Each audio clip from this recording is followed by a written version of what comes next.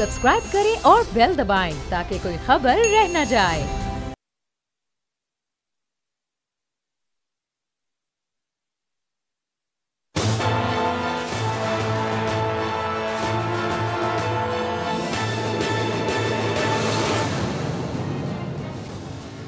अस्सलाम वालेकुम। प्रोग्राम तज्जिया मैं हूं लीना इलियास और मेरे साथ मौजूद हैं समी इब्राहिम साहब, सदीक साजिद साहब और शहबाज। आज के इस प्रोग्राम में हमारे साथ मौजूद होंगे। पीडीएम के जो इख्तलाफात हैं वो शिद्दत इख्तियार कर गए हैं और इसके अलावा हमाद अतर साहब के हवाले से भी कुछ स्टोरीज आ रही हैं, उसको भी आज के इस प्रोग्राम में शामिल करेंगे। जी समी साहब, कहाँ से आगाज़ करेंगे, पीडीएम से या हमाद अतर साहब से? सबसे पहले तो जो हमाद अजहर वाली स्टोरी है, ये हमारे जो रिपोर्टर हैं शहबाज साहब, इनके पास ताज़ा तरीन है, जो इन्होंने ब्रेक भी की है चैनल पे। लेकिन मैं चाहूँगा कि शहबाज ज़रा वो जो सारी तफसीलात हैं वो आप बयान करें कि वज़ीर ख़ज़ाना हमाद अज़हर ही रहेंगे। शौकत तरीन साहब के हवाले से जो इत्तलात हैं वो शायद ख्वाहिशात हैं कुछ चैनल्स की, जिसको वो बयान कर रहे हैं अपनी स्क्रीन्स पर। जी समी साहब, बहुत शुक्रिया। आपने खुद ही बता दिया कुछ चैनल की ख्वाहिशात हैं। एक चैनल जिसने ये खबर ब्रेक की थी और उनकी और जो हमाद अज़हर साहब उनकी बरादरी सेम ही है, और चूँकि जिस वक्त ये ख़बर चली तो हमारा काम होता है, हमने इसकी कंफर्मेशन के लिए वज़ीर-ए-आज़म हाउस से रब्ता किया और वज़ीर-ए-आज़म हाउस में एक अहम सियासी शख्सियत जो कि वज़ीर-ए-आज़म इमरान खान के राइट हैंड कहलाते हैं, वो उस वक्त बनी गाला में मौजूद थे। और उस वक्त उन्होंने एक मैसेज किया था इस मीटिंग से पहले कि ये जो खबरें चल रही हैं दुरुस्त नहीं है। तो मैं चाह रहा था उनसे मेरी फ़ोन पे बात हो जाए। मैंने उन्हें कॉल की तो जो मीटिंग से बाहर निकले उन्होंने मुझे बताया कि जी अभी तक ऐसी कोई इतला नहीं है। अगर 2 हफ्ते 3 हफ्ते इवन के 1 माह बाद भी अगर उन्होंने लगना होता तो मैं कह देता खबर है, चलने दें इसको, लेकिन ये किसी ख्वाहिश ज़रूर हो सकती है, लेकिन ऐसी कोई खबर नहीं। हमाद अज़हर ही जो जिनका वज़ीर-ए-आज़म ने कल उन्हें एडिशनल पोर्टफोलियो दिया खजाना का, वही वज़ीर खजाना रहेंगे। तो कुछ चैनल्स, बल्कि कहें तो मैक्सिमम चैनल्स ये खबर चला रहे हैं कि शायद हमाद अज़हर को ये आर्जी तौर पर लगाया गया है और शौकत तरीन जो है वो नए वज़ीर खजाना होंगे। अभी बल्कि शौकत तरीन ने भी अपने कुछ करीबी दोस्तों से बात की, जो हमें पता चला उसमें उन्होंने कहा कि उनके खिलाफ जो कि नैब कैसे कि वो जो केस हैं उस वजह से वो ये नहीं ले सकते और ना ही उन्हें कोई ऑफ़र हुई है। तो ये बेसिकली ये ख्वाहिश थी किसी चैनल की और उसने अपनी ख्वाहिश की वजह से इस खबर को जो है चलाया और उसके बाद बाकी लकीर के फकीर बाकी चैनल भी इसी पे आते हैं और सब प्रेशर पड़ जाता है चैनल्स पर, रिपोर्टर पर भी प्रेशर आ जाता है कि बाकी ने चला दी खबर तो आप भी चलाएं। तो फिर वो एक तरीका अख्तियार किया जाता है कि गौर शुरू हो गया, ज़राए बता रहे हैं, इस तरह की बात। लेकिन बहरहाल आपने जो पहले भी आपने इस खबर की ये बोल को एजाज़ हासिल है कि उन्होंने ये बताया कि अभी तक ऐसी कोई बात नहीं। देखिए, प्राइम मिनिस्टर फैसला कर सकते हैं, कल को फैसला कर ले, वो कल की बात है। आज तक अभी तक कोई ऐसा फैसला नहीं। और फिर शौकत तरीन साहब, जैसे आपने कहा, उन्होंने अपने साथियों से ये कहा कि मुझे ना कोई ऑफ़र हुई है और मेरे ऊपर नैब के केसेस के हवाले से कुछ अपील्स हैं। जब तक उनका नैब वो उन अपील्स को वापस नहीं लेती, उनका फैसला नहीं हो जाता, मैं वाशी टीम में शामिल नहीं हो सकता। और आपने बिल्कुल राइट नहीं कहा कि ये वज़ीर-ए-आज़म का जो विज़न था अपना कि जिनके ऊपर चार्जेस हैं नैब के या दूसरे मुकदमात हैं, उनको वो शामिल नहीं करना चाहेंगे अपने साथ। तो बहरहाल देखते हैं ऊँट किस करवट बैठता है अगले चंद दिनों में। इसमें सब एक बात ये ऐड कर दूं कि आपके इल्म में होगा, जब बाबर रहमान बहुत अरसे तक वो इसलिए मुशीर नहीं बन सके थे क्योंकि उनके खिलाफ वो जो केस था वो खारिज नहीं हुआ था। वो केस खारिज हुआ तो उसके बाद वज़ीर-ए-आज़म इमरान खान ने उन्हें अलाउ किया था। अब्दुल हलीम खान समेत बहुत से लोग ऐसे हैं, ये सिफ्तैन खान देख लें, वज़ीर-ए-आज़म ने उन्हें फौरी तौर पे जो वज़ारत उनसे ले ली थी पंजाब से। तो ये इमरान खान जो इनका ये हो सकता है कि प्राइम मिनिस्टर ने किसी के साथ इस बात का जिक्र किया हो कि वो इंटरेस्टेड हैं शौकत तरीन साहब को अपने साथ लेने में, और उन्हें इस बात का इल्म ना हो कि शौकत तरीन साहब के ऊपर नैब की इस तरह से केसेस चल रहे हैं या उनकी अपील ज़ेर समात हैं। तो ये भी मुमकिन एक हो सकती है बात। बहरहाल ये आपने बड़ी एक इम्पॉर्टेंट चीज़ क्लैरिफाई की, क्योंकि हमाद अज़हर यंग हैं, उनकी परफॉर्मेंस से प्राइम मिनिस्टर बहुत खुश हैं। और फिर हमाद अज़हर साहब ने आज वो जो इक़्तिसादी राब्ता कमेटी है उसको प्रिजाइड भी किया, और वो जो पहला उनकी जो परफॉर्मेंस थी, जो यूरो बॉन्ड मार्केट में गया पाकिस्तान, $2.5 बिलियन वो उन्होंने पाकिस्तान ने उसमें लिए हैं। तो एक विजन अपना दिया है हमाद अज़हर साहब ने भी। लेट्स सी क्या होता है। लेकिन आ जाते हैं ज़रा पॉलिटिक्स पे। मरियम नवाज़ साहबा के हवाले से ये खबर चल रही है कि डॉक्टर अदनान जो हैं उनको नवाज शरीफ साहब ने भेजा है लंदन से, और वो आके अब मोहतरमा मरियम नवाज़ साहबा का उन्होंने मुआयना भी किया है। वो बीमार हैं कहा जा रहा है, और उनको बीमारी क्या है, मरियम साहबा ने ये कहा था कि मेरी एक छोटी सी सर्जरी होनी है, लेकिन उन्होंने कहा था मैं बाहर नहीं जाऊँ। अब जब से यूसुफ रज़ा गिलानी सेनेट में लीडर ऑफ द अपोजिशन बने हैं, बकौल शहबाज गिल साहब के, वो साइलेंट मोड पे चली गई हैं। और उन्होंने कोई बातचीत करने से इनकार किया है। नून लीग वाले ये कहते हैं कि उनकी तबीयत ख़राब है, वो ये कहते हैं कि थायराइड है उनको और गला उनका ख़राब है, 1 हफ़्ते से उनकी तबीयत ख़राब है। अच्छा, थोड़ा सा वो कहते तो नहीं है, और अल्लाह करे मरियम साहबा जल्द सेहतयाब हो जाएं, अल्लाह ताला उन्हें ज़िंदगी दे, यंग है माशाल्लाह, और नून लीग का मुस्तकबिल बज़ाहिर उनको वर्कर समझते हैं। बेशक। तो वो जो कुलसूम नवाज़ साहबा थी, मरियम साहबा की वालदा, उनका इंतकाल हुआ था गले के कैंसर से, और थायराइड, गले का कैंसर, ये अल्लाह ताला बचाए, ये यानी ये चीज़ें एग्रीवेट हों तो उसी तरफ जाती हैं। नवाज शरीफ साहब को जब बाहर भेजना था तो तब भी ये कहा गया था कि कोई जानलेवा बीमारी है, और सारी बीमारियां डाल दी गई थी उन रिपोर्ट्स में। और यहाँ पर प्राइम मिनिस्टर ये कहने पर मजबूर हो गए कि इवन शीरी मज़ारी साहबा की आंखों में आंसू आ गए जब काबीना में उन्होंने जिक्र किया कि नवाज शरीफ साहब इतने बीमार हैं। बड़े बड़े जुगादरी सहाफ़ी, जर्नलिस्ट, एंकर्स वो आके कहते थे कि ये नवाज शरीफ जो है अगर वो जेल में अल्लाह को प्यारे हो गए तो ये मशरक़ी पाकिस्तान होगा, पंजाब में क़यामत आ जाएगी, हर शय टूट फूट जाएगी। और वाक़तन हमने भी अपने प्रोग्राम में ये बात कही कि उनको अगर वो बीमार हैं तो बाहर जाना चाहिए। हालांकि ये ख़बर भी हमने अपने प्रोग्राम में डिस्कस की थी कि 2 कीमे के नान खाए नवाज शरीफ साहब ने सर्विसेज हॉस्पिटल में, 1 नहीं 2 मोटे कीमे के ज़बरदस्त नान जो उनके लिए बनवा के लाए गए थे। पूरा हमने बताया था खाते क्या हैं, पीते क्या हैं, और उनकी रिपोर्ट्स जो बनाई गई मेडिकल रिपोर्ट्स, वो कंप्यूटर ही गायब हो गए, वो डॉक्टर बेचारे निकाल दिए गए वहाँ से। और फिर हमने देखा कि जिस तरह से नवाज शरीफ साहब जहाज़ में बैठे, शुगर का मरीज़, और सामने इतने मोटे मोटे सेब जितने साइज़ के अंगूर पड़े हुए थे, और वो बैठे हुए बड़ा माशाल्लाह चेहरे पर मुस्कुराहट, अल्लाह उन्हें सेहतयाब रखे। फिर लंदन की गलियों में भी हमने उनको देखा दौड़ते हुए, वीडियोस चल रही हैं, कारें ख़रीद रहे हैं, सब कुछ। यहाँ पर बीमार थे और किसी से बात नहीं कर रहे थे। अब मरियम नवाज साहबा की बीमारी, और वो कहा यह जा रहा है कि बहुत नाखुश हैं नवाज शरीफ साहब उनकी पॉलिटिकल परफॉर्मेंस से, जिस तरीके से उन्होंने चीज़ों को वो लेके आगे बढ़ी। और फिर एक मीटिंग में हमजा शहबाज के साथ जो उनका वहाँ पर टकराव हुआ, जिसमें नवाज शरीफ साहब ने कहा मरियम साहबा से रिपोर्टेडली कि सियासत हमजा से सीखें, अगर आपने सियासत सीखनी है तो हमजा से सीखें, क्योंकि मरियम साहबा ने ये कहा था कि आपका जो आपकी सियासत जो है उससे पार्टी को नुकसान पहुँच रहा है। तो जिस पर यह कहा था हमजा शहबाज ने कि मेरे सियासी उस्ताद जो है वो नवाज शरीफ हैं, मैंने जो सियासत सीखी है वो नवाज शरीफ साहब से सीखी है। तो बहुत कुछ चल रहा है। सदीक साजिद, आप बड़े एक्सपर्ट हैं नून लीग की सियासत पर, बाकी बातें तो बाद में करते हैं। पहले ये बताइए कि अब मरियम साहबा बीमार हैं, सियासत कर सकती हैं, नहीं कर सकती, बाहर जाएंगी, ये बीमारी नवाज शरीफ साहब की तरह की बीमारी है या वाक़तन कोई बीमारी है? क्या आपके पास इत्तलात है? इतना कुछ तो सभी साहब आपने बता दिया है नून लीग के हवाले से। डॉक्टर अदनान वाली बात ठीक है, अब उनके कुछ नए टेस्ट भी जो हैं वो हुए हैं। शरीफ मेडिकल सिटी के लोगों ने रायगढ़ में जाके टेस्ट किए हैं। गले की उनका अभी भी प्रॉब्लम है, लेकिन प्रोग्राम में आने से पहले मरियम औरंगज़ेब को एक मैसेज किया था, कभी कभी जवाब दे देती है, तो मैंने उनकी सेहत के बारे में पूछा था तो उन्होंने कहा अब वो बेहतर है, बुखार उनका हल्का हुआ, लेकिन गले में अभी भी उनको प्रॉब्लम है।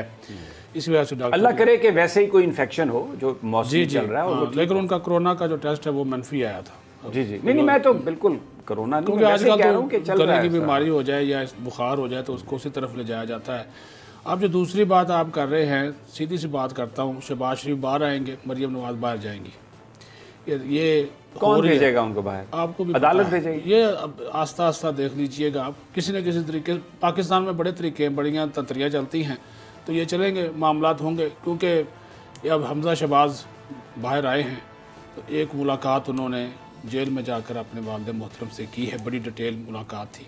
और उस मुलाकात में जो रावल भुट्टो जरदारी के साथ उनकी मीटिंग हुई थी, उसकी सारी डिटेल्स उनके साथ शेयर की थी शहबाज शरीफ के साथ। शहबाज शरीफ साहब मैंने देखा है एहतसाब अदालत में उनकी जो आमद थी, ही वॉज वेरी कॉन्फिडेंट, और जिस तरीके से वो चल रहे थे ऐसा लग रहा था कि जैसे मुस्तकबिल के वज़ीर आज़म चल रहे हैं। जी बिल्कुल, इस तरह की चीज़ें चल रही हैं। और एक जो आपने बात की है ना, आप कह खुद ही कह गए हैं कि उनको खामोश कराया गया मियां नवाज शरीफ की जानब से। हमजा शहबाज की जो गुफ्तगू हुई, जो वीडियो लिंक, वो ख़बर भी हमने सबसे पहले ब्रेक की थी, बल्कि आपके यूट्यूब चैनल के ज़रिए वो सामीन और व्यूवर तक पहुंची, और फिर मरियम औरंगज़ेब ने मुझे अच्छी खासी उसके ऊपर सुनाई भी थी, ये भी मैं आपको बता दूं। लेकिन कोई बात नहीं, हमारा काम है ख़बर देना, वो करते रहे। अब यहाँ पे जो एक गेम और हुई थी मरियम नवाज़ के हवाले से, एक शहबाज शरीफ ने फ़ैसला किया, आज़ाद कश्मीर का जो पार्लिमानी बोर्ड था उसमें पहले मरीम नवाज़ और एहसन इकबाल शामिल नहीं थे। आखिर अच्छा यहाँ पे एक और डेवलपमेंट सुन लीजिए। मैं भी कहता हूँ ज़ाहिर है कुछ ना कुछ बहन भाई वाला रिश्ता है अब मरीम नवाज़ का हमज़ा का। हमज़ा ने रिक्वेस्ट की कि मरीम को आप इसमें शामिल करें। फिर इसका मतलब है हमज़ा बोर्ड है और हमज़ा जो है वो मरीम से 2 कदम आगे है। बोर्ड रिकॉन्स्टिट्यूट हुआ। एहसन इकबाल भी है, हालांकि पार्टी के मरकजी सेक्रेटरी जनरल हैं। एहसन इकबाल का नाम नहीं था, राजा ज़फ़रुल हक का नाम था, जो कि एक बेचारे जिनको सेनेट का टिकट नहीं मिला, और एजाजी चेयरमैन हैं। अच्छा, आसिफ किरमानी का पहले नाम शामिल था, अब निकाल दिया गया, हमजा शहबाज के कहने पे निकाल दिया गया कि वो उनके बारे में इतलात हैं कि वो विकेट के दोनों तरफ जो है वो खेलते हैं। अब यहाँ पे जो मरीम नवाज़ की आप बात कर रहे हैं ना, मैंने तो मुख्तसर आपको जवाब दे दिया कि ये डेवलपमेंट्स आने वाले दिनों में आप देखेंगे। डॉक्टर अदनान का यहाँ पर आना और उनका इलाज करना, नए टेस्ट होना, ठीक है, उसकी रिपोर्ट्स, क्योंकि उनके इश्यूज़ हैं, उन्होंने खुद भी कहा था एक छोटी सी सर्जरी उन्होंने करवानी, और ये खामोश भी इसी वजह से। अब देखें, ट्वीट तो खामोश नहीं ना हो सकता, ट्वीट तो कर ही सकती ना, लेकिन उन्होंने ट्वीट करना भी आजकल बेसिकली आप कहना ये चाह रहे हैं कि जो हमजा शहबाज के साथ उनकी कन्फ्रंटेशन हुई है सबसे पहले पार्टी के इजलास में, फिर उसके बाद आज़ाद कश्मीर का इलेक्शन, उसके हवाले से बोर्ड की कॉन्स्टिट्यूशन, और फिर डस्का का जो इलेक्शन था उसके हवाले से टीम सारी हमजा शहबाज ने नई बना ली है। और फिर एक और जो बात थी कि जो अमेरिकन कॉन्सुलेट जनरल हैं उन्होंने भी बाहर निकल कर मुलाकात की है जनाब हमजा शहबाज से। मरीम नवाज़ साहबा इतने अरसे से बाहर फिर रही हैं, उन्होंने मरीम नवाज़ साहबा से कोई मुलाकात नहीं की। तो इसका मतलब है कि जो इंटरनेशनल एस्टेब्लिशमेंट से भी जो साइन मिल रहे थे, मरीम साहबा ने ये महसूस किया, देखा कि शायद हमजा शहबाज जो हैं वो ज़्यादा लिवरेज ले जाएंगे, तो वो वैसे भी फिर खामोश हो गई होंगी। और वाले साहब भी इस वक्त ऐसे इतलात आ रही हैं कि वो ये चाह रहे हैं कि जो जिस तरीके से आइसोलेशन में चली गई है मुस्लिम लीग नून, और ये जो सेनेट का जो इंतखाब हुआ, पीपल्स पार्टी जो है वो ये समझती है कि इस वक्त अगर पीडीएम को नुकसान पहुंचा है तो मरीम नवाज़ की जो जारहाना सियासत है उसकी वजह से नुकसान पहुंचा है। और ख़बर उसमें ये भी हम पहले भी ब्रेक कर चुके हैं कि उन्होंने अभी ये राब्ते शाब्ते बिलावल भुट्टो जरदारी का एक मैसेज चौधरी मंजूर के ज़रिए दिया गया है हमजा शहबाज को, और उस मैसेज में कहा गया है कि हम ये चाहते हैं कि पीडीएम का जो आइंदा सरबराही इजलास हो उसमें हमजा शहबाज भी शामिल हों। अच्छा, एक और बात की तस्दीक हो गई सदीक साजिद साहब के, जिसमें एक झूठ बड़ा पकड़ा गया मरीम साहबा का और एहसन इकबाल साहब का और राना सनाउल्लाह साहब का कि जी अगर आपने लीडर ऑफ द अपोजिशन बनाना था यूसुफ रज़ा गिलानी को तो आप मांग लेते नवाज शरीफ से, तो वो आपको ये दे देते, छोटा सा तो ओहदा था। अब इसहाक डार साहब ने इस बात की तस्दीक कर दी है कि जरदारी साहब का फ़ोन आया था और वो यूसुफ रज़ा गिलानी को सेनेट में लीडर ऑफ द अपोजिशन बनाने के सिलसिले में बात करना चाह रहे थे नवाज शरीफ साहब से। पर मैंने कहा जरदारी साहब से कि जनाब ये तो पीडीएम का फैसला हो चुका है कि कौन लीडर ऑफ द अपोजिशन होगा, कौन सेनेट चेयरमैन, तो अब इस मरहले पर मैं अगर नवाज शरीफ साहब को आपका ये पैगाम दूं या उनसे हम इससे बात करें तो ये नामुनासिब होगा। अब इसहाक डार साहब इतने पावरफुल तो है नहीं कि वो ये फैसला अपनी मर्जी से करें। डेफिनेटली जिस वक्त जरदारी साहब बात कर रहे होंगे और इसहाक डार साहब उन्हें जवाब दे रहे होंगे तो नवाज शरीफ साहब सामने बैठे होंगे, लेकिन उन्होंने बात करना मुनासिब नहीं समझी। और यहाँ पर जो लीडरान थे नून लीग के, उन्होंने ये कहा कि वो तो दे सकते थे, खैरात में ही दे देते लीडर ऑफ द अपोजिशन का ओहदा यूसुफ रज़ा गिलानी को, और वो मांग लेते जरदारी साहब। तो इसहाक डार साहब ने, उनको इन सब बातों का पता था, लेकिन इसके बावजूद उन्होंने जो बात कही उसने मरीम नवाज साहबा का क्लेम, एहसन इकबाल साहब का क्लेम और दूसरे नून लीगी के जो उनके जो दावे थे उसकी उन्होंने धज्जियाँ उड़ा दी और बिल्कुल उनको ज़ीरो कर दिया। क्योंकि ये तो बिल्कुल वैसे ही है जैसे कैलबरी फॉन्ट का झूठ पकड़ा गया, वैसे ही ये नून लीग के कायदीन का झूठ पकड़ा गया। देखें जी, नून लीग में जो ग्रुप बंदी है ना बहुत वाज़ेह है, और इनके सबसे बड़ा मसला नून लीग में ये है कि यहाँ पे हर शख्स लीडर समझता है अपने आप को, जिसकी वजह से इनकी जो फैसला साजी की जो कुव्वत है, अब यहाँ पे मियां नवाज शरीफ तो है नहीं, अब जगह जगह पे वो हर वक्त तो इनको फ़ोन कर नहीं सकते। शहबाज शरीफ वैसे जेल में है, हमजा शहबाज जो है वो अभी मामलात को कंट्रोल में अपने हाथ में वो ले रहे हैं, लेकिन वो अभी वो इतने एक्टिव नहीं है क्योंकि वो चीज़ों को बड़ा सोच समझ के संभल कर जो है वो चल रहे हैं। लेकिन अलबत्ता उन्होंने ये काम शुरू किया कि ज़िला वाइज उन्होंने जो पार्टी के मरकज़ी रहनुमा या टिकट होल्डर या MP MNAs उनकी मीटिंग्स बुलाना शुरू कर दी हैं, और खामोशी के साथ वो एक चीज़ हो गया। नंबर 1 उन्होंने कहा जी मैं अब PDM से ज़्यादा मुस्लिम लीग नून को मुतहर्रिक करने की तरफ ज़्यादा तवज्जो दूंगा, ये हमजा शहबाज ने कहा। ये भी एक चीज़ जो है वो आप नोट करें कि वो इन चीज़ों को भी देख रहे हैं। दूसरी बात जो आपने की ना अपोजिशन लीडर वाली, चूँकि इन सारी चीज़ों को मैं कवर करता आया था, इस बात में तो कोई शक नहीं है कि ये जो शाहिद खाकान अब्बासी के घर मीटिंग हुई थी उसमें नून लीग को ये अपोजिशन लीडर का अहदा देने का उस वक्त फैसला हुआ था, लेकिन उसको बाद में तब्दीली आई और पीपल्स पार्टी ने उसी दिन ही फैसला कर लिया था जब वो इलेक्शन हारे थे कि यूसुफ रज़ा गिलानी जो है वो चेयरमैन सेनेट के उम्मीदवार होंगे। अब ये यहाँ पे नुकसान नून लीग और ये JUIF माल, एक बात है सारी माल की। मौलाना साहब को आज जो मुझे बताइए, इस पर आप, अगर मैं माफ़ी चाहता हूँ आपकी बात को काट रहा हूँ, मौलाना अब्दुल गफूर हैदरी से मुलाकात में शाहिद खाकान अब्बासी साहब ने उनसे ये कहा है कि आप सेनेट में लीडर ऑफ द अपोजिशन के लिए आप हमारे उम्मीदवार हैं और 17 नून लीग के वोट हैं, 5 JUIF के वोट हैं, तो उनको ये टास्क दिया है कि आप दूसरी जमातों से रब्ता करें, हम भी रब्ता करते हैं, तो यूसुफ रज़ा गिलानी साहब जो सेनेट में लीडर ऑफ अपोजिशन है उनको हटाने के लिए मतलूबा नंबर जो हैं वो आप हासिल करें और हम आपके साथ हैं। वो मतलूबा नंबर अभी 27 तक पहुँचे हैं और इन्होंने कहा जी, ये तो इन्होंने नहीं कहा कि हम यूसुफ रज़ा गिलानी को हटाएंगे जो आज की मुलाकात है, ये इन्होंने कहा जी हम अलग से एक 27 लोगों का अपोजिशन का एक ग्रुप बनाएंगे और उसमें PML जिस तरह आपने कह दिया 17, इनके 5 22 हो गए, PNP के 2 हैं, पख्तूनख्वा मिली अवामी पार्टी, नेशनल पार्टी, ये 28 बनते हैं, लेकिन उनके 31 हैं उनके पास इस वक्त यूसुफ रज़ा गिलानी के पास। जो फिगर्स इस वक्त चल रहा है, बेशक बाप ने दिए या जिसने भी दिए हम उस पर नहीं जाते, लेकिन वो जो नोटिफाइड है वो अक्सरियत उनके पास है। अब यहाँ पर एक और डेवलपमेंट हुई अभी जब प्रोग्राम शुरू होने से पहले, इन्होंने ये कहा था आज इस मुलाकात में कि हम यूसुफ रज़ा गिलानी को सेनेट में अपोजिशन लीडर नहीं मानते। तो समी साहब फोकल पर्सन मुकर्रर किया है बिलावल भुट्टो ज़रदारी ने नवीद कमर को। नवीद कमर का आपसे थोड़ी देर पहले जवाब आया है इनको दोनों को, और सब ये आप उसका हिस्सा है PDM का। आपस की लड़ाई देखिए, नवीद कमर ने कहा अगर यूसुफ रज़ा गिलानी को सेनेट में अपोजिशन लीडर नहीं माना जाएगा तो फिर कौमी असम्बली में शहबाज शरीफ को भी अपोजिशन लीडर नहीं माना जाएगा और इसके फैसले के ऊपर हम उनकी हमायत करने के फैसले के ऊपर भी नज़रसानी करेंगे। ये भी यहाँ पे एक फिर नई चीज़ उन्होंने कहा कि ये अगर PDM की बजाय शख्सियात को या छोटी इन दो जमात मुसल्लत करने का बयान है नवीद कमर, तो कहा कि ये इत्तेहाद नहीं चल सकता, हम आगे नहीं बढ़ सकते। दूसरी बात इन्होंने कहा था कि पार्लिमानी कमेटी जो इंतखाबी इस्लाहात की है उसमें PDM के प्लेटफार्म से फैसला करेंगे। हुकूमत ने इनके इख्तलाफात का फ़ायदा उठाया, आज फ़ोन किया दोबारा, दूसरा टेलीफोन असद कैसर ने यूसुफ रज़ा गिलानी को दूसरी मरतबा फ़ोन किया और कहा कि इंतखाबी इस्लाहात की कमेटी में अपने नाम दें और बताइए। उसने कहा हाँ ठीक है जी।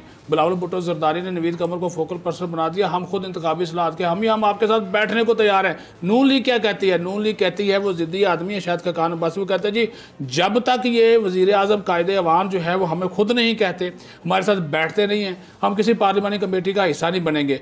हुकूमत का ये फैसला है कि हम अब PDM से बात नहीं करेंगे, अब एक एक जो अपोजिशन की जमात है उससे अलग अलग बात करेंगे।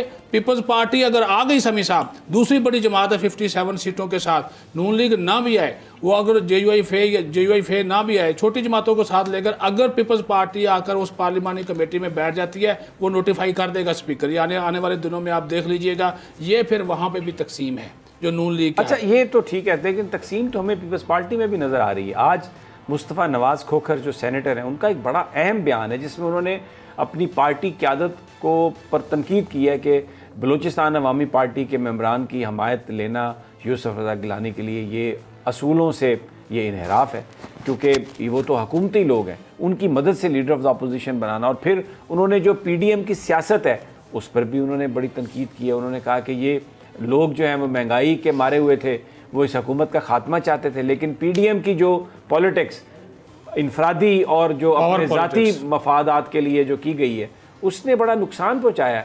और ये इनको चाहिए ये पार्टीज़ को कि ये अवाम के इश्यूज़ पर करें पॉलिटिक्स। तो सेनेटर मुस्तफ़ा नवाज़ खोखर जो हैं इस मामले पर अपनी पार्टी से थोड़ा डिस्टेंस करते हुए दिखाई दे रहे हैं, और भी कुछ लोग हैं उनके साथ इस हवाले से। नहीं, ये उनका इनफरादी बयान, उन्होंने इसकी वजाहत भी की है। अच्छा, आपको याद होगा कि पहले भी उनके तर्जुमानी से मुस्ताफ़ी हो चुके थे, वे वापस फिर उनका इस्तीफ़ा वापस लिया। बिलावल भुट्टो ज़रदारी के अभी भी ये तर्जुमान हैं, सेनेटर भी हैं।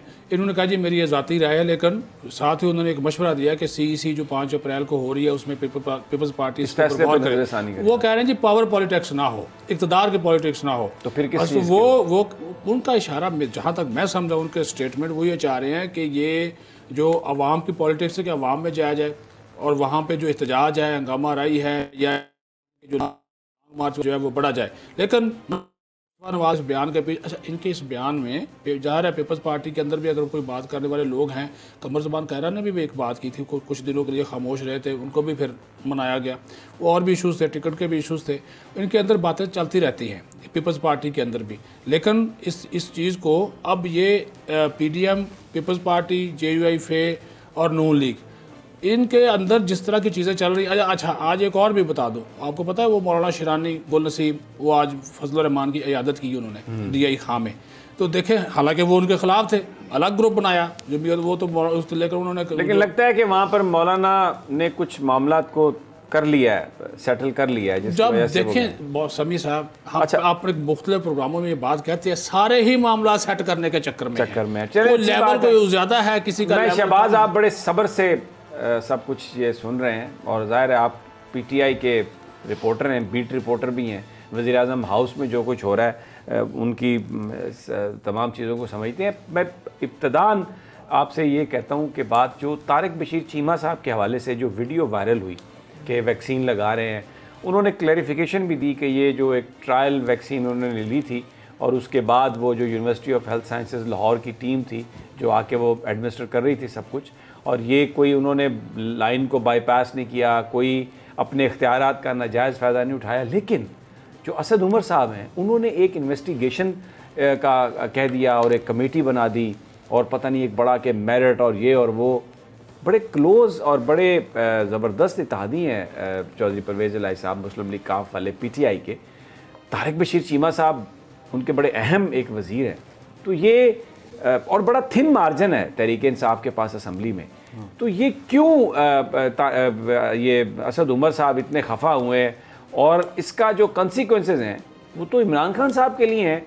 ये अगर किसी वजह से अगर कोई PML काफ अलहदा हो जाती है या कोई लड़ाई होती है, आपस में झगड़ा बनता है, तो जो मेजॉरिटी मेंटेन करनी है उसके लिए तो बड़ा मसला होगा। ये इशू क्या है, ये क्या इसमें are you smelling a rat?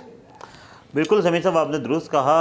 Asad Umar साहब वज़ीर ख़जाना बनने के ख्वाहिशमंद थे और मेरी इतलात ये हैं कि उन्होंने दिलचस्पी का भी इजहार किया था, लेकिन उन्हें वज़ीर आज़म ने ओके नहीं किया इस बात पर।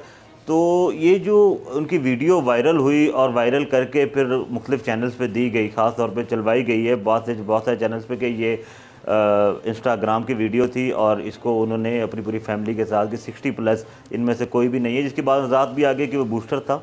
तो लग ऐसे रहा है कि तहरीक इंसाफ के अपने अंदर कुछ लोग ऐसे हैं जो वज़ीर आज़म के आप कहेंगे दुश्मन हैं, डायरेक्टली कह लें इनडायरेक्टली कह लें, क्योंकि इस सूरत हाल में जब वज़ीर आज़म को एक एक वोट उनका बड़ा कीमती है इत्तेहादी का, क्योंकि तहरीक इंसाफ की अगर पार्टी पोजीशन पंजाब में और वफाक हम दोनों जगह पे देखें तो किसी एक इत्तेहादी को तहरीक इंसाफ मजीद BNP मेंगल के जाने के बाद किसी के इत्तेहादी को छोड़ने का मुतामिल नहीं हो सकती। ख़ास तौर पे ऐसे वक्त में मुस्लिम लीग काफ जब पंजाब में तब्दीली की बातें चल रही हों और पंजाब के अंदर तब्दीली काफ लीग के बगैर मुमकिन ही नहीं है, ऐसी सूरत हाल में तारिक बशीर चीमा के जो फेडरल मिनिस्टर हैं, परवेज़ इलाही के राइट हैंड हैं, उनके खिलाफ ये जो मैं फील कर रहा हूँ, क्योंकि मेरी इतलात यही थी कि असद उमर ने जब अब्दुल हफीज़ शेख साहब को उठाने लगे थे तो ख्वाहिश का इजहार किया था, लेकिन वज़ीर आज़म ने अपना वोट जो है हमाद अज़हर के हक़ में दिया और हमाद अज़हर को कहा कि आप एडिशनल पोर्टफोलियो लें, क्योंकि ये जो पोर्टफोलियो मिलना था वो एडिशनल ही था।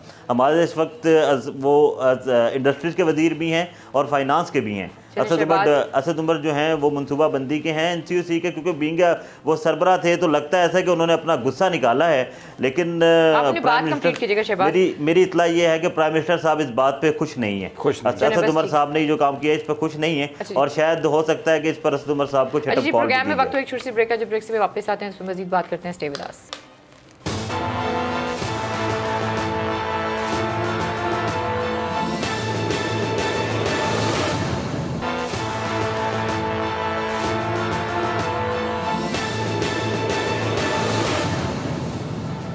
वेलकम बैक नाज़रीन, तो फिर आपको खुशामदीद कहते हैं। जी समी साहब, देखिए एक इसमें और भी इंफॉर्मेशन है ये तारिक बशीर चीमा वाली स्टोरी में जो मैं शेयर करना चाहता हूँ। इसमें जिक्र किया गया जी कि वो इफ़त उमर भी नज़र आई हैं और भी अदाकाराएँ जो है ना वो नज़र आई हैं। हालांकि ऐसा नहीं है, बताया जा रहा है कि जो तारिक बशीर चीमा साहब की जो फैमिली है उसमें एक जो खातून है वो जो अदाकारा हैं आयज़ा खान, उनसे उनकी बड़ी मुमासलत है।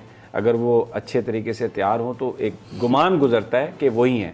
और उनकी हमशीरा जो हैं उनकी भी जो शक्ल है वो इफ़त उमर से मिलती जुलती है, रिजेम्बलेंस है। तो ये एक कंफ्यूज किया गया इस बात को कि जी इफ़त उमर भी वहाँ पर थी और वो सर्जरीज, ऐसा, हालांकि ऐसा कुछ नहीं है और ये एक फैमिली मैटर ही था। अब इन्वेस्टिगेशन में पता चल जाएगा, क्योंकि बहुत सारे लोग कहते हैं कि जनाब ये इस्लामाबाद का उनका घर था, लाहौर का नहीं था। और आज एक अखबार में ख़बर भी छपी हुई है कि शायद उन्होंने यूनिवर्सिटी ऑफ हेल्थ साइंसेस का जो नाम लिया है वो सिर्फ जो उन पर प्रेशर है उसको कम करने के लिए लिया है। लेकिन अब बहरहाल जो असद उमर साहब ने एक इन्वेस्टिगेशन बना दी है, प्राइम मिनिस्टर इस पर नाखुश भी है, क्योंकि एक बड़ा अभी जो हालिया जो भी सारी बात हुई उसमें वोट ऑफ कॉन्फिडेंस में बहुत ज़्यादा परवेज़ इलाही साहब ने और मुस्लिम लीग काफ ने मदद की प्राइम मिनिस्टर इमरान खान की, और फौरी तौर पर उन्हीं के ख़िलाफ़ तहकीकात का आगाज़ जो है एक, तो इस पर प्राइम मिनिस्टर नाखुश हैं। लेकिन एक बात शहबाज मैं आपसे जानना चाहूँगा कि हफीज़ शेख साहब का जो मामला है ये भी कुछ क्लियर नहीं हो रहा।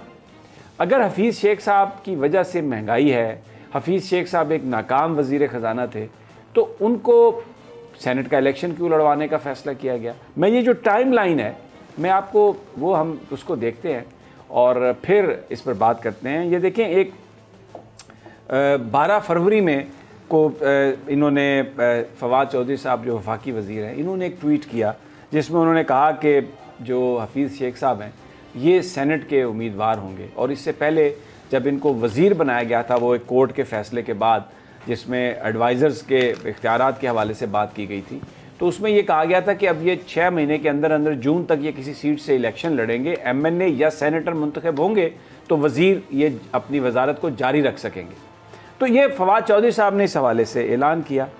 अच्छा, फिर जब इलेक्शन हार गए हफीज़ शेख साहब, तो भी उसके बाद यही कहा गया कि वज़ीर ख़जाना जो हैं वो हफीज़ शेख साहब ही रहेंगे।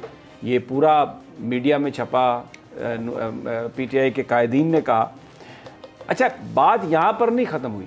25 मार्च को हमने एक इंटरव्यू किया शेख रशीद साहब का, जिसमें शेख रशीद साहब ने प्राइम मिनिस्टर को कोट करते हुए ये बात कही कि हफीज़ शेख साहब ही वज़ीर ख़जाना रहेंगे। मैं आपको वो उनकी गुफ्तगू का हिस्सा सुनवा देता हूँ। अब हफीज़ शेख साहब तो सेनेट का इलेक्शन हार गए हैं, तो 6 महीने के अंदर अंदर इन्होंने इलेक्शन जीतना है या फिर ये अपने ओहदे से हटेंगे, तो कोई इस हवाले से भी कोई स्ट्रेटजी है या इनको दोबारा वो ही वज़ीर ख़जाना रहेंगे और वो इलेक्शन लड़ने जा रहे हैं? वो ही वज़ीर ख़जाना रहेंगे। और ये शेख रशीद साहब, मेरी बात हुई है वज़ीर आज़म इमरान खान से, मैंने पूछा तो उन्होंने कहा कि वही वज़ीर ख़जाना रहेंगे। अच्छा, अब अचानक ये फ़ैसला हो गया कि उनको फिर हटा दिया गया। तो जिस वक्त उनको हटाया गया तो मैं आपको शिबली फराज साहब का एक इंटरव्यू जो उन्होंने एक टेलीविज़न पर दिया, उनकी मैं गुफ्तगू सुनवाता हूँ, जिसमें उन्होंने कहा कि ये महंगाई और ये जो सारा मामला ख़राब हुआ, इस वजह से हफीज़ शेख साहब को हटाया गया। ज़रा सुन लें वो क्या फरमा रहे हैं शिबली फराज साहब, वफाकी वज़ीर इत्तलात व नशरियात। अब ये आप सुना खुद आपने, बड़ी क्लैरिटी के साथ हफीज़ शेख साहब को बताया जा रहा है कि जी वही महंगाई के ज़िम्मेदार थे। ये इंटरव्यू हुआ, ये बात चली, 2 घंटे के बाद ट्वीट आ गया शिबली फराज साहब का कि जनाब बड़े ज़बरदस्त वज़ीर ख़जाना थे, बड़ा उन्होंने काम किया और उन्होंने उनकी काविशों को हम बड़ी तारीफ़ की नज़र से देखते हैं और बड़ा उन्होंने ज़बरदस्त वज़ीर ख़जाना थे। ये उन्हीं का ट्वीट है जो 1 घंटा पहले कह रहे थे कि जी वो महंगाई के ज़िम्मेदार हैं और वज़ीर आज़म अच्छी मुआशी टीम लाना चाहते थे।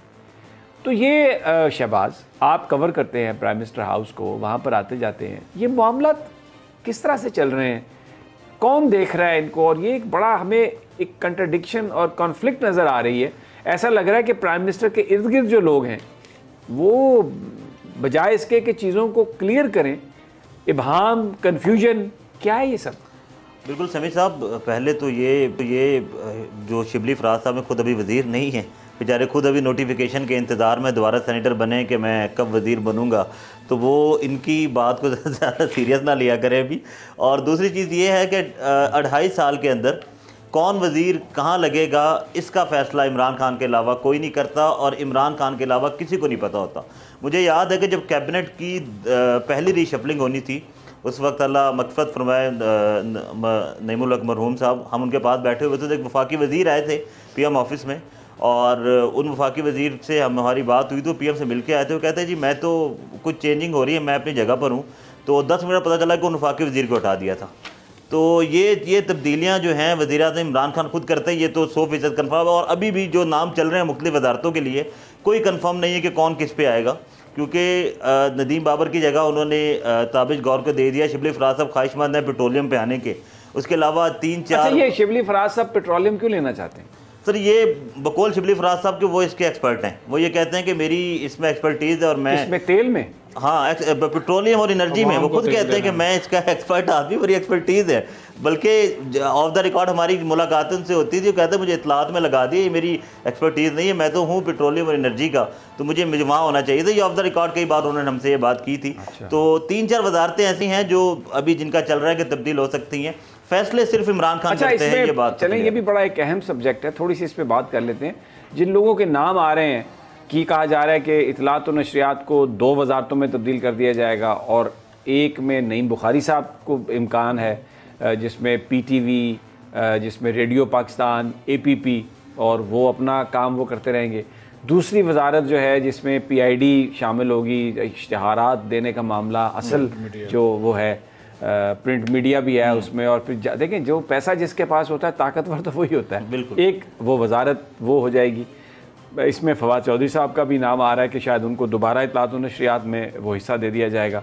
फैसलाबाद से नौजवान MNA जिन्होंने आबिद शेर अली को हराया था, फ़ारूक हबीब, उनका भी नाम है कि शायद उनको भी कोई वज़ीर मुमलिकत बनाया जाएगा। फिर आपके दोस्त फैसल जावेद, वो भी एक बड़े डायनामिक किस्म की उनकी पर्सनैलिटी है, और हर वक्त जहाँ पर भी इमरान खान साहब जाते हैं वो स्टेज सेक्रेटरी के अक्सर व बेशतर फ़राइज़ उन्हीं को दिए जाते हैं, और वो अपनी गूंजदार आवाज़ में फिर ऐलान करते हैं जब वज़ीर-ए-आज़म आते हैं। उनका भी इसमें नाम है। और कौन कौन से नाम इसमें चल रहे हैं अभी स्पेकुलेशन? इसमें समीर साहब वो इतलात का तो आपने बता दिया, क्योंकि नईम बुखारी साहब को चेयरमैन लगाया था, वज़ीर-ए-आज़म खुश थे उस पर, लेकिन जो हाई कोर्ट का फैसला आ गया था, तो अब उसको लीगल करने के लिए इनके पास ये मौका है कि उनको मुआविन ख़ुसूसी बना दिया जाए, और जो सरकारी इदारे उनका चार्ज उन्हें दे दिया जाए। दूसरे के लिए फवाद चौधरी, लेकिन आज एक इवेंट में फवाद चौधरी ने कहा जी मैं तो कैंडिडेट ही नहीं हूँ इतलात का, ये मेरी हवाले से बातें चल रही हैं, वो दुरुस्त नहीं है। फ़ारूक लेकिन इसमें एक टेक्निकल चीज़ भी है, क्योंकि फवाद चौधरी साहब फुल फ्लेज मिनिस्टर हैं, और इतलात और नशरियात जो हैं, अब ये इसके अगर 2 वज़ीर ममलिकत होंगे तो इजाफी चार्ज तो उनको मिल सकता है, जी एडिशनल पोर्टफोलियो के लिए ही वो ये चाह रहे हैं। अदरवाइज तो जो एक फुल फ्लेज मिनिस्टर है वो अपना पोर्टफोलियो छोड़ के वज़ीर ममलिकत तो नहीं बनेगा। वो तो एक बड़ा, आपको पता है दानियाल अजीज का झगड़ा ही ये हुआ था मुस्लिम लीग नून में, उन्हें वज़ीर ममलिकत बनवाया था मरियम नवाज साहबा ने, और वो पहले वज़ीर रह चुके हैं मुस्लिम लीग काफ में, तो वो बहुत अरसा आए ही नहीं। फिर जब उनका स्टेटस चेंज किया गया, उनको जब वफाकी वजीर का ओहदा दिया गया, तो उसके बाद वो फिर आए, और बात वो कहते हैं सारे सियासतदान कि भाई ओहदों के लिए तो सियासत में आए, MNA बने हैं वजीर बनने के लिए। अब राजा रियाज ही देख लेना, राजा रियाज को पार्लिमानी सेक्रेटरी बनाया गया था, लेकिन वो नाराज हो गए कि मैं पहले वजीर और सीनियर सूबाई वजीर पंजाब के। जो बाकी जो वजारतों की सेंस आपने बात की, हमारी जो इतलात हैं, क्योंकि फाइनल फैसला तो इमरान खान का होता है, इसमें कोई शक नहीं। तो तजावीज़ वो ये हैं कि communication, overseas and science and technology, उसके अलावा पेट्रोलियम, ये 3-4 वजारतें हैं जहाँ पर रिशफलिंग होंगी। और नए लोग देखें कम्युनिकेशन में तो वो हैं मुराद सईद, और मुराद सईद एक बहुत कामयाब वजीर है, उनकी इमरान खान साहब बहुत तारीफ करते रहे, तो उनको तब्दीली की क्या वजह है? या तो उनको कोई और अहम चीज़ देनी हो। ये जो तजवीज़ है जो अभी तक वो ये आई थी कि कम्युनिकेशन में शिबली फराज को भेज दिया जाए, ओवरसीज़ में मुराद सईद को, और जुल्फ़ी को जो है वो साइंस एंड टेक्नोलॉजी, और इतलात में फवाद, जो कि इंफॉर्मेशन तजवीज़ है। इस पे फाइनल क्या करते हैं वज़ीर-ए-आज़म का फैसला होगा। लेकिन अभी देखें कुछ वजारतें और भी खाली हैं, जैसे आबी वसाइल फैसल वावडा, अभी तक उनका दोबारा नोटिफिकेशन नहीं हुआ, शायद उनके केस का वेट किया जाएगा। फिर उसके अलावा एक और चीज़ भी है कि हुकूमत ये फैसला कर रही है कि MQM की जो बड़ी ख्वाहिश थी, अब फैसल सब्ज़वारी सेनेटर भी बन गए हैं, उनको वज़ीर मुमलिकत बनाए जाने के इम्कानात हैं। साथ जो बलोचिस्तान अवामी पार्टी है जिन्होंने हर मुश्किल वक्त में इनका साथ दिया, उनको भी एक वजारत इसरार तरीन को या अनवारुल हक काकड़ को वज़ीर मुमलिकत बनाया जा सकता है। मुस्लिम लीग काफ भी ख्वाहिशमंद है वजारत की। तो अभी क्योंकि अब ये सारी अगर हम देखें इसको तो 6-7 वजारतें बनी जो रिशफल होंगी और नए लोग उसमें जो हैं वो आएंगे। तो ये फैसला इमरान खान ने करना है। मेरी इतलात ये है कि शायद कुछ अरसे के लिए पोस्टपोन हो जाए, क्योंकि अभी फ़िलहाल तो जो उनकी तवज्जो थी नदीम बाबर को हटा के जो ताबिश गौर साहब को चार्ज दे दिया गया है और वज़ीर ख़जाना बना दिया है, तो बाकी वजारतों में शायद कुछ टाइम लगे। लेकिन सदीक साजिद साहब खामोशी से बैठे हुए हैं, बार बार उंगली खड़ी कर रहे हैं कि मुझे मौका दें मौका दें, लेकिन अभी मैं आपको मौका नहीं दे रही, मुझे ब्रेक लेनी है। जब मैं ब्रेक से वापस आऊंगी फिर मैं आपको मौका दूंगी। स्टे विद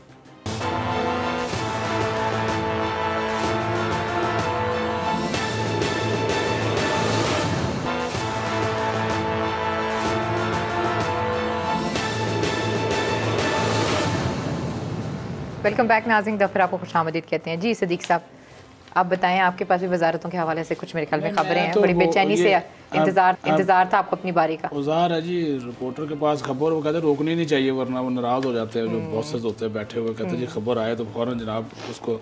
अच्छा, इसमें ना एक कन्फ्यूजन पैदा हो गई कि सदर ममलकत चले गए, क्वारंटाइन हो गए, तो इन्होंने कहा था जी 1-2 दिनों में ये वज़ीर जो है ओथ ले लेंगे। तो आइन का आर्टिकल 49 को लोगों ने कोट करना शुरू कर दिया कि सदर तो गैर फाल हो गया, लेकिन सदर गैर फाल नहीं है, सदर क्वारंटाइन में है। कहा जी ओथ कौन लेगा?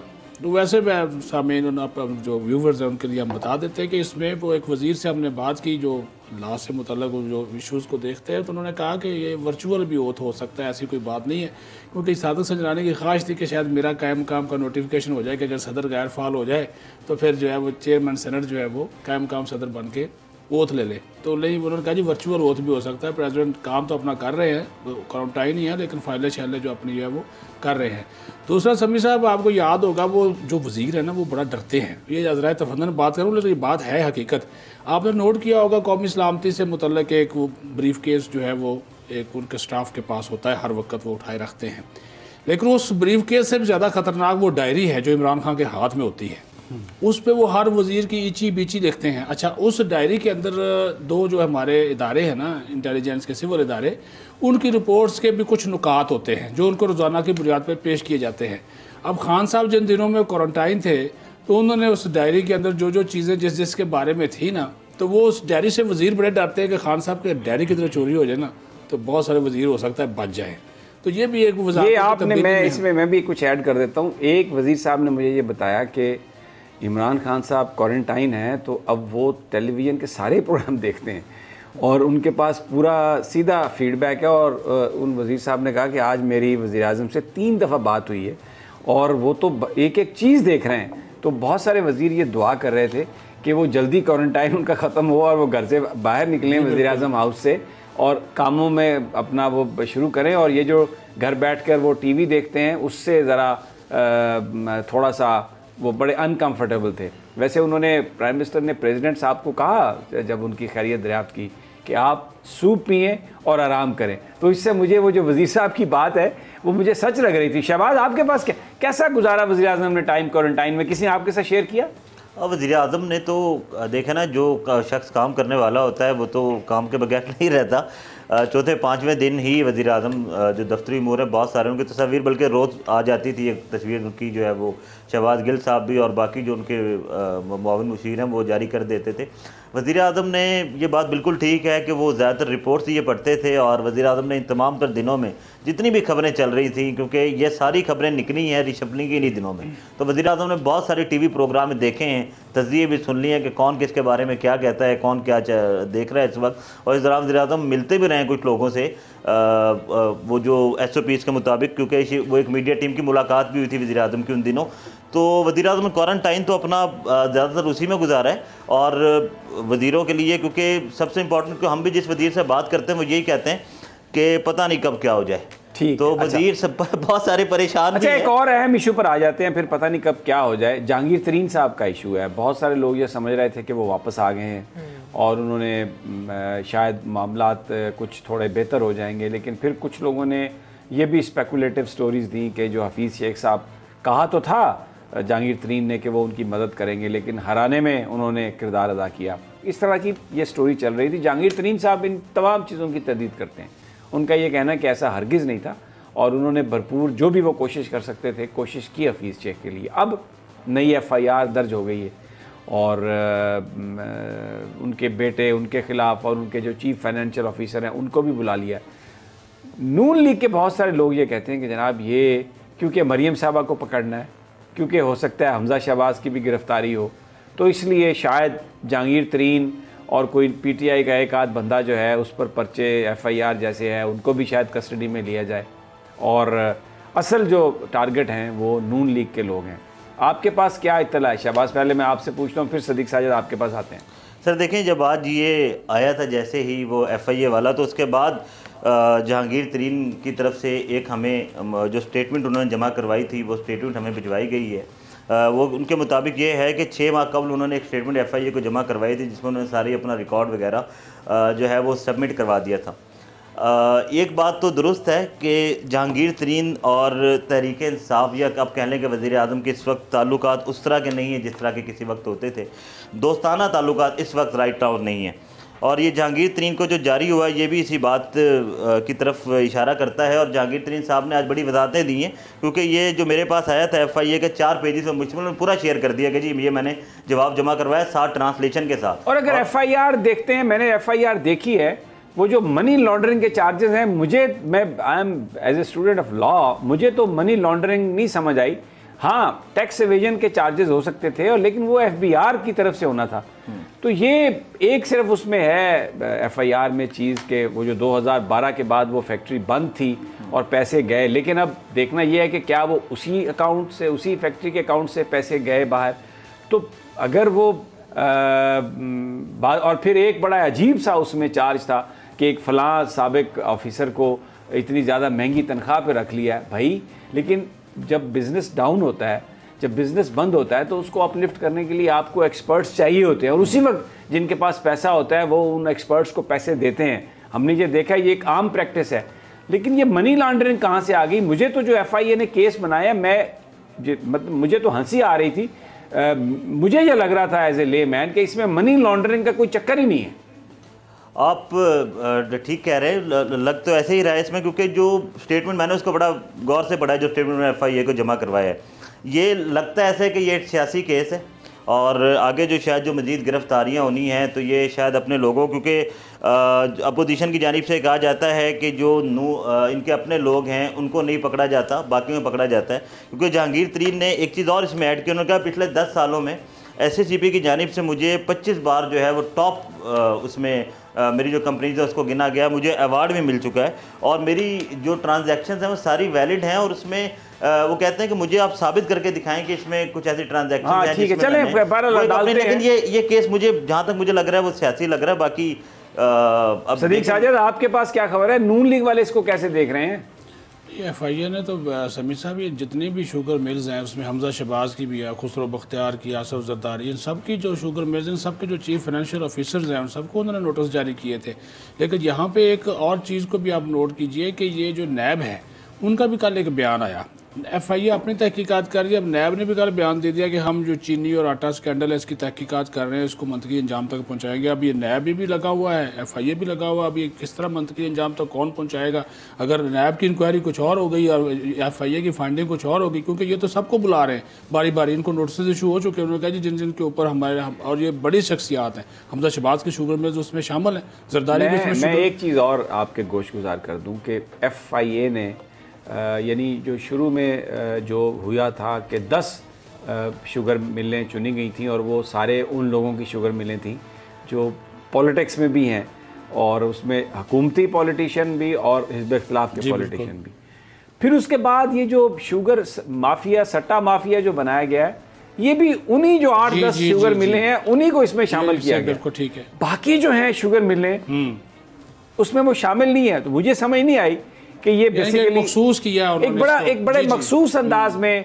और इसमें मिर्जा शहजाद अकबर साहब जो हैं, he is the one who is calling shots, और वो रोजाना आके वो गुफ्तगू करते हैं।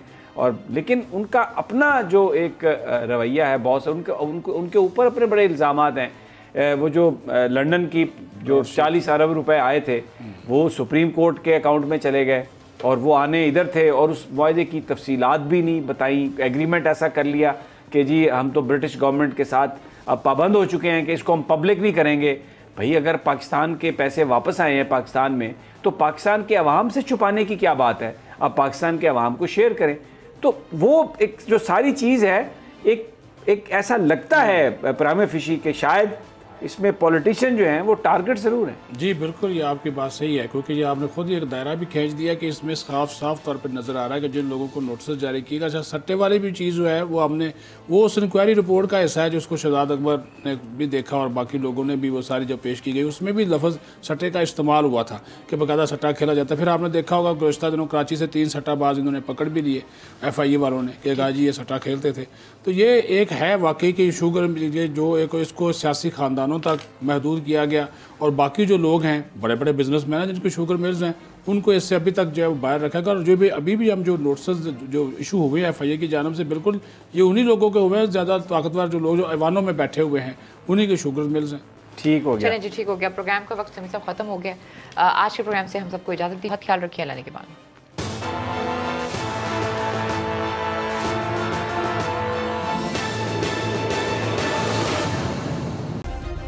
सब्सक्राइब करें और बेल दबाएं ताकि कोई खबर रह न जाए।